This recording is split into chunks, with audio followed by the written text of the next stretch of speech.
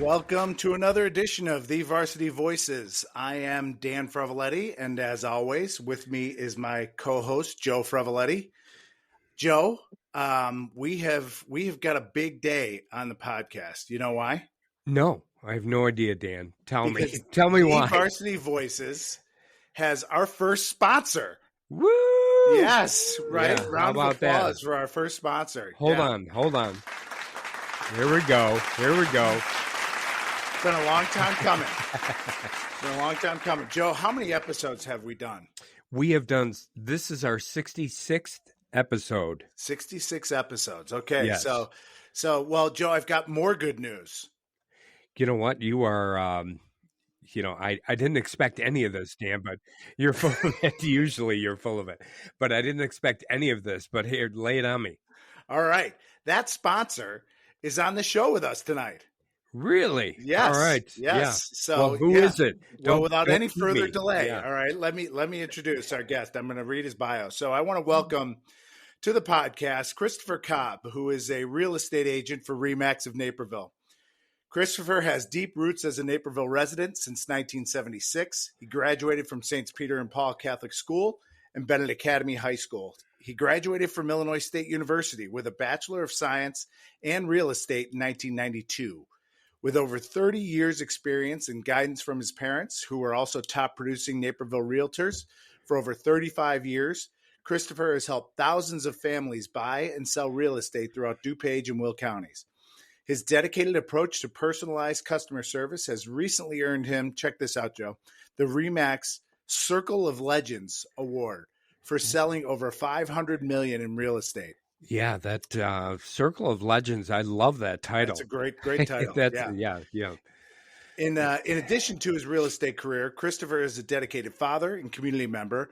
For 20 plus years, Christopher played for the Chicago Blaze rugby team and trains as a CrossFit athlete. His extensive volunteering includes coaching rugby and teaching the magic of thinking big, action and leadership skills classes at Naperville Central and Naperville North High Schools for over 15 years. Christopher currently serves on the nonprofit St. Peter and Paul School Advancement Board as well. So highly accomplished. And Chris, I want to welcome you to the show. Thank you for being on, and thanks for your support. Thanks, Dan. Thanks, Joe. I'm proud to be on it and proud to be a sponsor. Yeah, this is really exciting. This is exciting. You guys are doing a great job with this podcast. Awesome. Well, thank you. We, and Joe, Chris and I go back a long way. Yeah, I know back that. to high school together. And I have known, it's funny, when we talk about Chris being a realtor, I've known since our freshman year, he was going to be a realtor when he told me in Brother Guy's biology class as freshmen. Wow. Yes. Yeah. So, wow. Chris, I've got to ask you, you've known for a long time that this is what you wanted to do, and you've stuck with it. You followed through. What is it about selling real estate that makes you enjoy it so much? For me, I think it was my upbringing where both my parents sold real estate, and how I really started figuring it out was really just watching their lifestyle of working. I would actually listen in on my dad's phone calls when he would be talking with clients and negotiating contracts back when I was a freshman and probably earlier, and just being like, yeah, I think I'd be really good at this. And it was like, that's it. All right, this is what I'm going to do. And I just was fine with that decision. I was like, I'm going to make it happen. So, but I would say, a little more detail of answer your questions.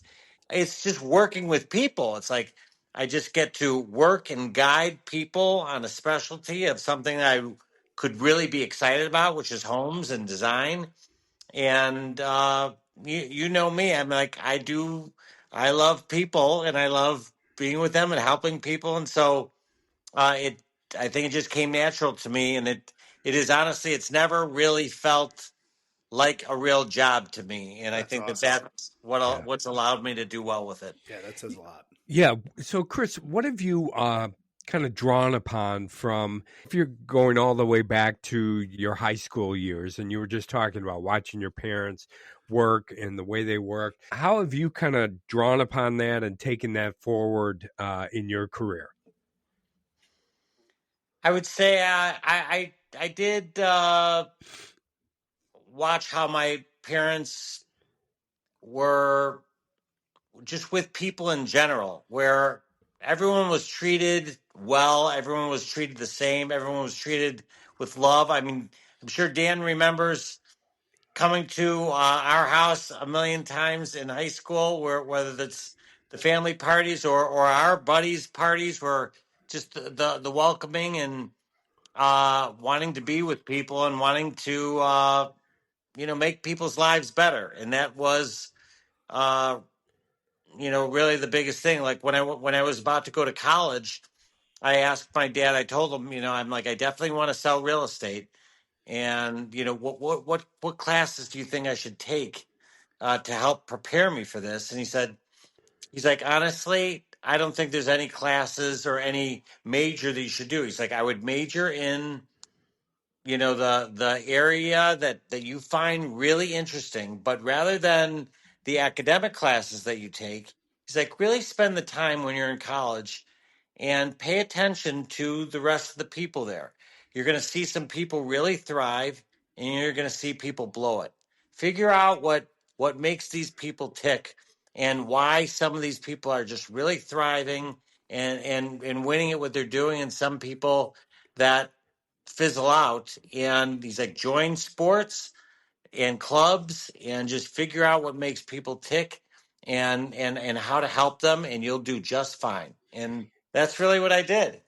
So our listeners can't see us, right? We're audio only, but you've got your son with you, Chris Porter. Is he going to follow in your footsteps? I don't know. What do you say, Porter?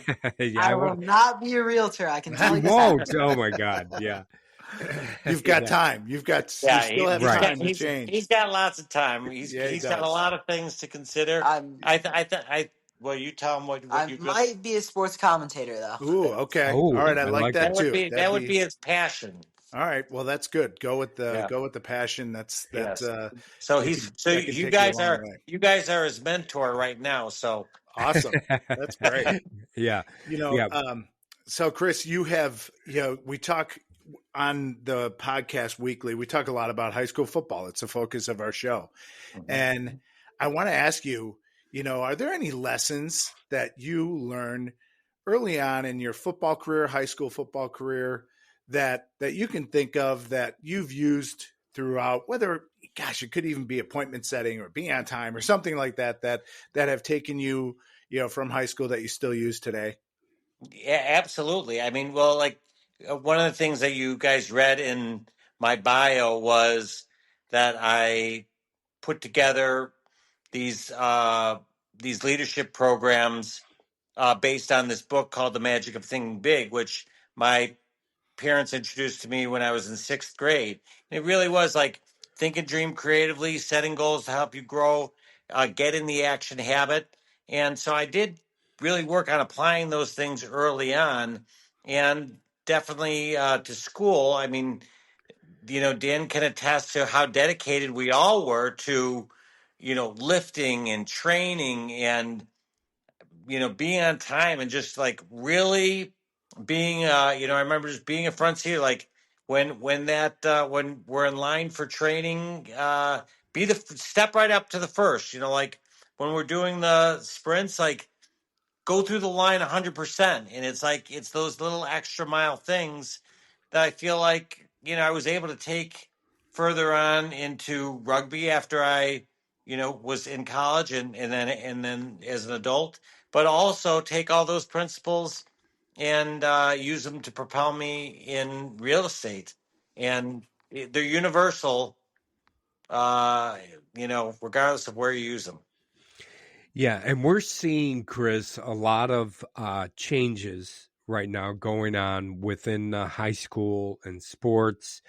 And there's the whole transfer aspect, there's the whole NIL aspect. But one of the things that people don't talk about enough, which I think you appreciate and Dan appreciates, and I know I appreciate, is those friendships, those relationships you develop in high school that last a lifetime, right? That is just as important as I think, going to some different schools, so maybe I can win a state championship or something like that. But I've always thought about you and Dan and your class. You guys are close. You guys have stayed friends for years and years and years, and I think that's just as important as some of the other stuff that we're hearing about these days. Yeah, I was, it's funny. I was just talking with my son Porter's here the other day, where that just came up, not for any particular reason, but I said to him, like, Porter, you'll be surprised. I said, I never would have imagined of all my friends from elementary school, grade school, and high school, college, of how when you build tight, deep friendships, and that you are kind to your friends and you are a good person, uh, that I never would have thought, hey, I'm going to try and be a kind and good person to all my friends, so that later on they would want to buy and sell homes for me. No, that did not cross my mind. Yeah. But then, like, later on, I mean, I can't tell you, through the years, not dozens, but hundreds of friends from grade school, high school, college, and the referrals that they've given me, where that come out of, like, just from remembering and knowing me and saying, I know you're in real estate and I have this person for you, where, like, I'm flattered each time, like, I'm humbled by it, like, wow, what a network. And but especially from going to Catholic high schools, the network there of how we all stay together, it's been amazing and a real blessing. Yeah, well, that's it's incredible, Chris, and I know that that all of us in our friend group have used your services at one time for another, for family, friends, or ourselves. Yeah, So more than one time. I would say your family and our tight knit friends probably, several each. So I'm truly grateful. yeah, well, that's good. And you mentioned something earlier about your rugby career, so I want to veer from your professional life a little bit and talk about that. Sure. You were a hell of a high school football player, all conference, total difference maker at nose guard. Really a huge part of our success at Bennett way back in the day. And there are a lot of kids, football players making college decisions right now, and those guys will miss that competition and miss that physical nature of playing high school football. Tell me about a little bit how you got into rugby and what it meant for you. Okay, so yeah, so it really was after our senior year, and I really had the hopes of, like, okay, maybe there's a chance I'll get a scholarship and I'll be able to play some college ball. But I did make a decision in my mind, like, if I don't get a scholarship, I felt like, okay, I know what a massive commitment that is to college football, and it's, in some ways, they kind of own you and kind of run your college career there. So I was like, if I don't get a scholarship, I probably won't play, because then I like, I don't want to get on some team and sit on the bench either. So when I didn't, and it was the end of senior year, I was honestly devastated. I was like, oh, I cannot believe, even when we were done with our last high school football game, I was devastated. Like, I can't believe that I'm never going to suit up for this again. And it just, and then uh, over that course of that next few months, is actually one of our buddies, Chuck Knapp, from our grade. His older brother, he went to the same college I was going to, Illinois State University, and he said, "Hey, have you ever thought of playing rugby?" And I was like, "Well, what's rugby?" I had never even heard of it. Yeah. And then so he was telling me about it. I was like, wow, it kind of sounds like football without pads, which would be even better for me. Kind of how I like to do things, and that there was really no size like that I would be, one of the middle to larger, bigger size guys. Like you could have guys all different size and weights, in rugby because you have to have the endurance with it as well. So I was like, yeah, this sound. And then someone else had brought it up to me also. So I started off my first week freshman year and went out for it, and I was thrilled. I just couldn't believe it, and that I found a sport that would match the intensity and be exciting and something that I could really thrive with my physicality, with my skills as an athlete, uh, probably more than I was able to as a football player, which surprised me. So quickly I was able to move on. And so my sophomore year in college, I was playing on Illinois select side team, which was kind of like the Illinois All-Star team. And then from there, playing in tournaments, I was recruited to try out for the Midwest team, and I made that team. And that's when I really started traveling throughout the country, playing for them and for my college team. And then after that, after graduating, then led me to Chicago Blaze Rugby. And my last 2 years with Chicago Blaze Rugby were 2010 and 2011, of where I was the team captain, and we were fourth in the nation both those years. Yeah, So I know you've had a decorated career in it, and I hate to even call it an alternative. It doesn't seem like it's doing it justice, but it was a great choice for you, and I know you had an awesome career with it. And for any of our listeners and people that are players that are thinking of things that they can do to stay competitive and stay competitive in a physical manner, I think it's a great choice at the next level. yeah, no, it really was. And I mean, hey, if someone can go on and play college football, more power to you. Absolutely. But it is, like you said, to say everyone's skills vary in different ways. And people can surprise themselves of where they're going to thrive best but it's nice to have another contact sport like that for people that have trained in football for a lot of years. Yeah, so Chris, a lot of the kids that we've followed, or the athletes that we followed over the course of the last year in the Chicago Catholic League, they've just kind of gone through that the process of recruiting, and whether they're going to get a scholarship or where they're going to go for college. Things have changed a little bit, like we mentioned earlier, as far as these kids are concerned and some of their options, but if you were to give some of these student athletes a piece of advice going forward that maybe has served you well over the course of high school, college, and now in your career, what advice would you give them?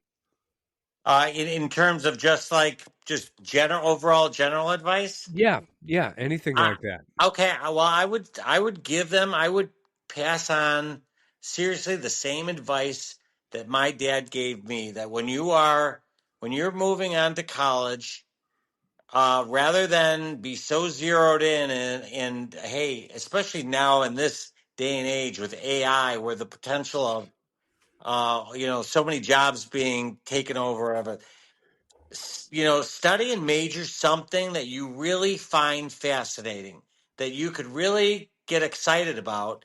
And during your college experience, join clubs, play sports, and figure out what makes people tick, and see people that thrive, and try and implement those things and bring them into your life. It really was the best advice I could have received, and I'd pass that on to anyone.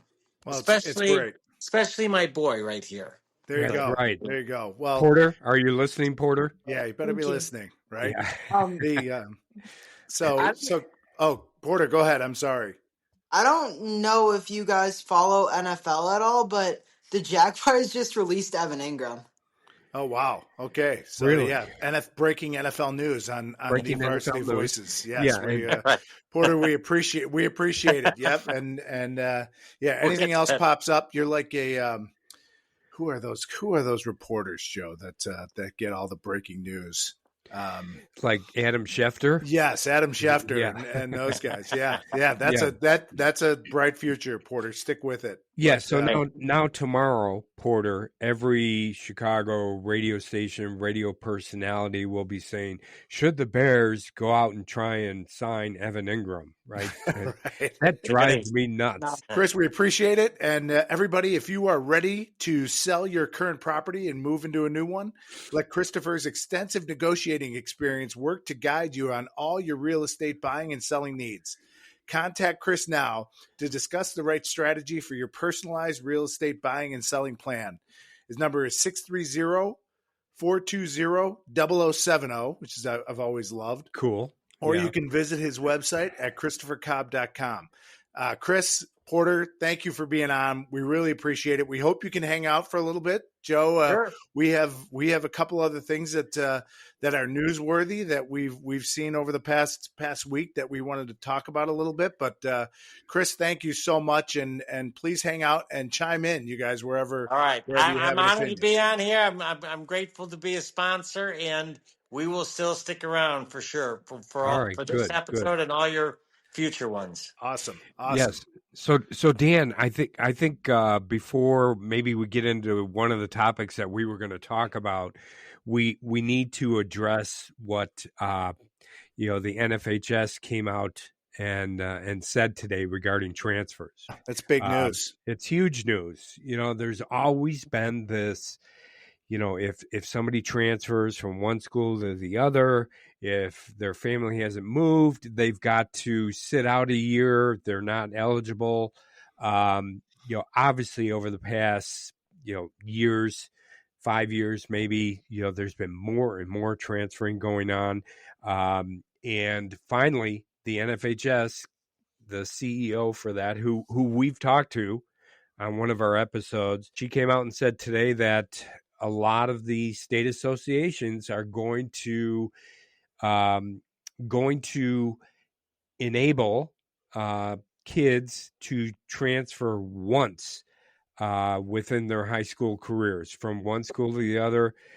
No questions asked. Okay. Immediately eligible.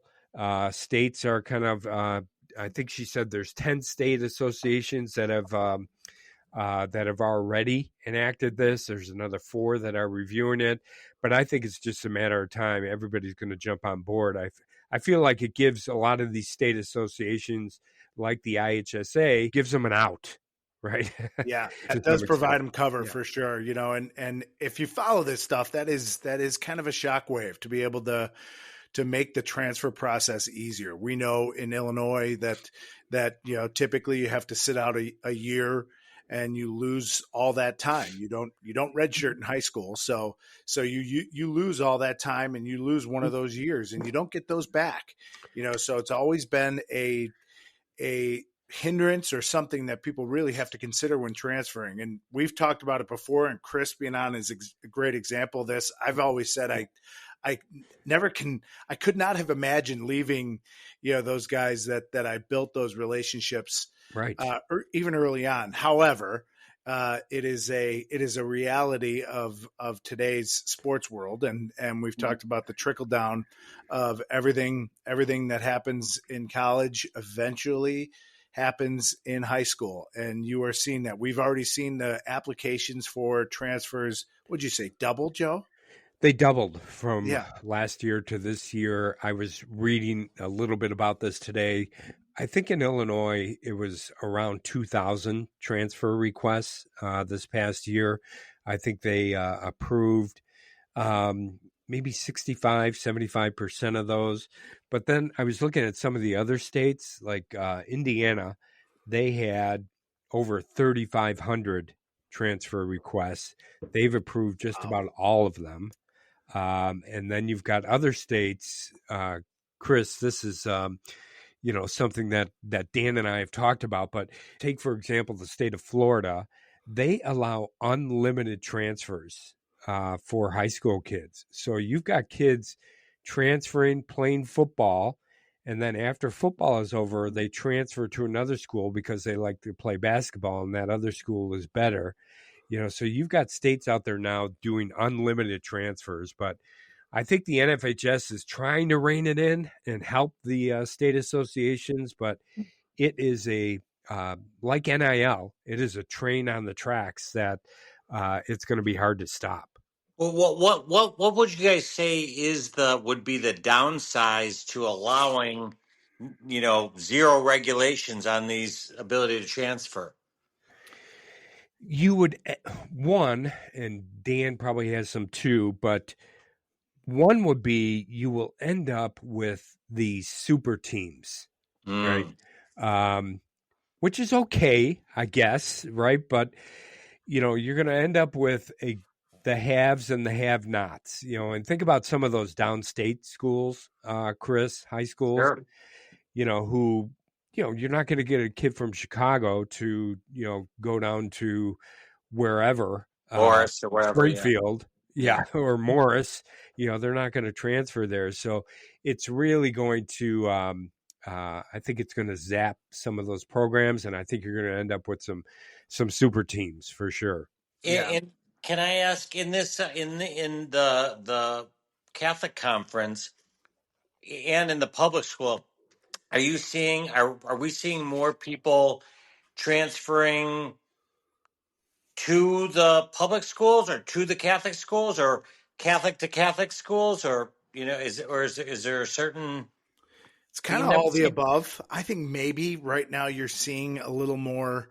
You are seeing some Catholic League to Catholic League. We saw that in some high profile guys last year. We've seen some high profile, we don't see all of them, right? There are some that are newsworthy, and some players put it on social media as if they're like college athletes.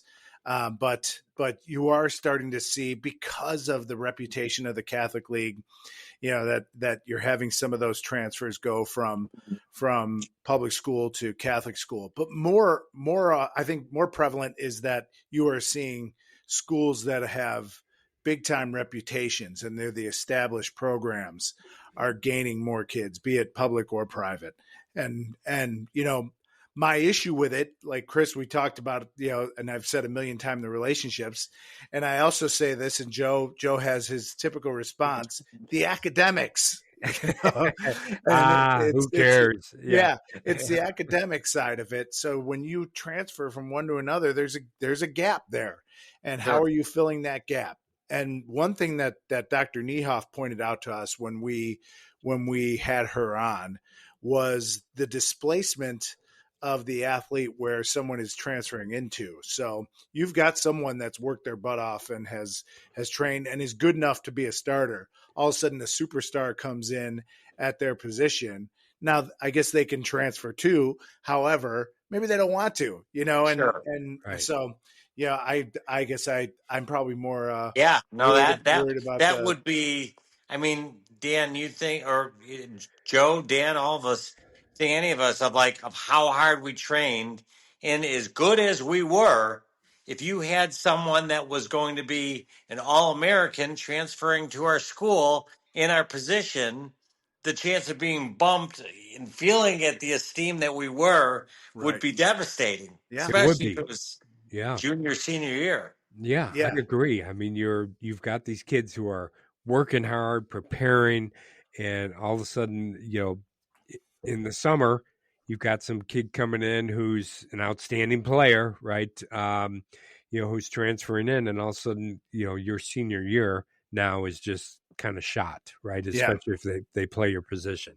Yeah. So I'm all over the place on this because I do feel like, if you feel like you want to transfer that to a school because your experience isn't great or for any reason, I hate limiting that, but I also see the competition side of it. And maybe this is showing my age, kind of the community side of it where people within the community, within that class get invested and have high hopes for their program based on one or more players, and all of a sudden they're gone, and it takes some of the fun out of it. I think I do think it makes it more businesslike.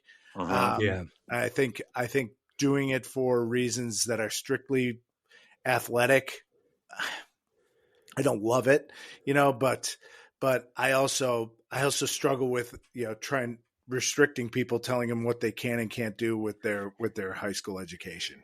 Yeah, and we've talked about this. There's more and more money involved now, even in high school sports, whether it's NIL, which is still kind of in its infancy at the high school level.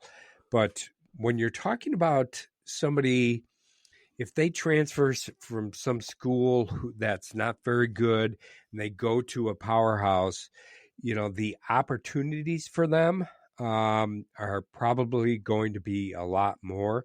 And those opportunities are worth a couple $100,000, even just in scholarship, right? That's not before even you're getting paid. Yeah, before you're even getting paid with NIL stuff now. So, it's a trend. It's not going to go away. I think they're going to try and tweak it from year to year to try and limit it somehow. But it's something that they're just going to have to grapple with. And I don't think it's probably for the overall benefit of high school sports or high school football. Yeah. Well, we'll have to see how it plays out, Joe. But it kind of brings us to our next subject, and because it's creating something, it's one of those unintended consequences. I love to talk about, with some of this stuff, and that is the squeeze that's happening to high school players. So this week I read on X that according to the NCAA, the average age of a college baseball player is now 21.9 years old. That is up from 20.1 years old in 2022. So 3 years ago. So, and that is up 2 years. So, and the 2025 class is on its way, high school class, the 2025 class is on its way to becoming the most underrepresented group in the history of college baseball, at least in terms of ratio of high school to available college roster spots. And right. what that means is that high school athletes, there's not as many spots for them to get. And baseball, I've always thought baseball goes first with some of these things for whatever reason. You see there's a lot more junior college players in baseball, but I think this trend that you're seeing in baseball is going to work its way into football and basketball very soon. And I'm guessing you'll see it. And that's because now those roster spots are valuable. There's a lot of things, right? Those roster spots are valuable from an NIL perspective. If you could be making money as someone who's part of the program, you're going to stay in that program. If I'm a middling college football player, but I'm making X dollars of NIL, I'm going to stay there and continue to do that because it's kind of fun, and and I'm already doing it. I don't have to put my resume together, to get a job if I can make $50,000 by being on the team. And I don't know what the numbers are, but I know that gets thrown around as far as dollar figures for just about anyone on the roster. So that's a factor, as well as now the eligibility, Joe, that you can put people in a junior college, or people can go to a junior college and not lose any of their eligibility. So they can go 2 years at junior college and then go and play 4 years at a larger school or 4-year university. All those things kind of coming together are limiting the spots for high school seniors. Oh, absolutely. And, you mentioned the average age of the baseball player in college. Now, the same thing, I looked into this a little bit today, but the same thing is happening in football too, as you can probably imagine. I mean, how many stories have we heard where, a college player, rather than enter the draft, he's like, you know what, I'm going to take one more year. Yep. I'm going to make $500,000 or whatever it might be with NIL. I'm going to be a mid to late round NFL selection, or maybe even an undrafted free agent. So like you said, Dan, there's, the average age of the football players is going up in college, and it's limiting the number of scholarships that are available to high school kids, which, And we've seen that this year with a lot of the commitments. Yeah, I felt like they've been down as far as numbers go. You see, we hear about the high profile ones, right, and those who have committed, and I think that'll continue. The squeeze is going to happen for some of the mid level players, and they're where a spot may have been, it doesn't exist. One of those things that's going to be difficult to measure, and so it's really hard to know just what that means as far as long term effects on some of these high school seniors. I don't think you'll ever hear, well, we only have, well, maybe you will, 11 spots this year where we used to have 20. I read something where, and this was a Big Ten coach. He said, normally we reserve 25 scholarships for high school players. He said, but that's changed just within the last couple of years. He said, we now are reserving maybe 10 to 12 for high school players, and they've got to be top level, right? And the other 15 are going to transfers. Yeah. It's these other schools, like you said, JUCOs, and even some of the NAIA, the D2 schools, they're going to become minor leagues for the Power 5 conference schools. It's what I've been afraid of, and the squeeze is happening on both sides, right? You're getting squeezed because guys are staying longer because they have an opportunity to make some money, right? And then you're going to have the squeeze on the bottom because of transfers. So the high school athlete may lose out. So really interesting times, Joe and Chris, and it is it's going to be a trend that we have to pay attention to and see.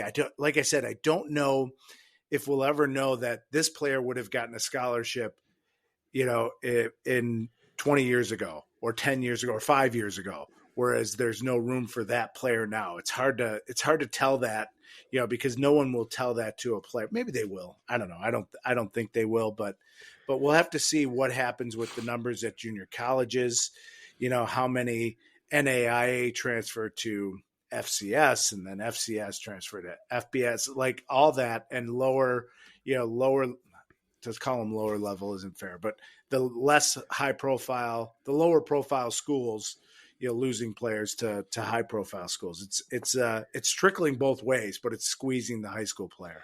Yeah, it's going to be something that is really going to be interesting to follow over the next 2, 3, 4, 5 years. And at the college level, like we saw this year, they're going to tweak things. They're going to try and, I think they call it a salary cap or whatever you want to call it, from an NIL standpoint. They've done that now with some of the universities. So, but that's probably not going to be enough, right?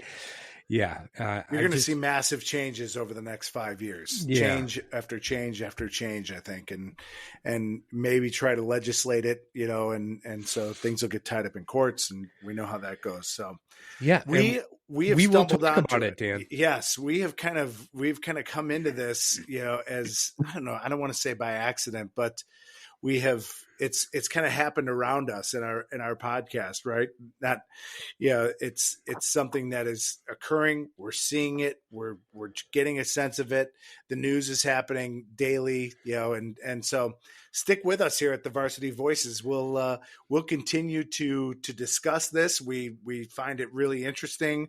We think it has an impact on the athletes that we're discussing in the fall, on a day-to-day basis in their futures.